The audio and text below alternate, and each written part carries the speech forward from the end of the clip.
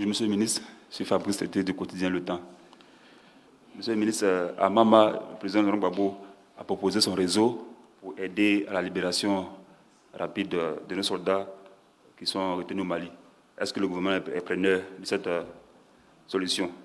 Ma deuxième question, 7 mois après le dialogue, la cinquième phase du dialogue politique, où on est avec la mise en place du comité de suivi et le début de la mise en œuvre des recommandations qui ont été faites. Merci, Monsieur le ministre.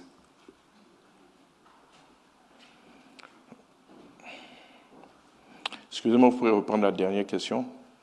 7 mois après la fin de la seconde phase du dialogue politique, oui. On se retrouve avec la mise en place du comité de suivi et le début d'exécution des recommandations qui ont été faites. Merci.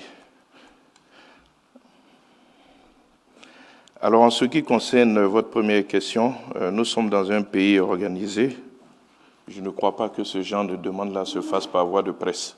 Il y a un contact régulier entre le président de la République et les anciens chefs de l'État que sont les présidents Henri Konan Bédié et Laurent Gbagbo. Je reste persuadé que si le président Laurent Gbagbo veut proposer ses services, il sait quelles sont les voies par lesquelles il peut s'adresser donc au président de la République, et je ne crois pas que la voie de presse soit la mieux indiquée. Pour ce qui est donc du dialogue, ce qui est important ici, c'est la mise en œuvre des recommandations.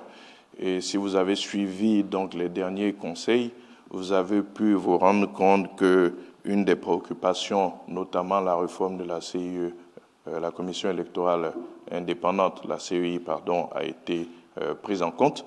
Donc ces recommandations sont en train d'être exécutées et pour nous c'est le plus important. Le ministère de l'Intérieur et de la Sécurité qui a conduit donc ces discussions donc au titre de la primature est certainement le mieux outillé pour assurer le suivi donc de la mise en œuvre de ces recommandations.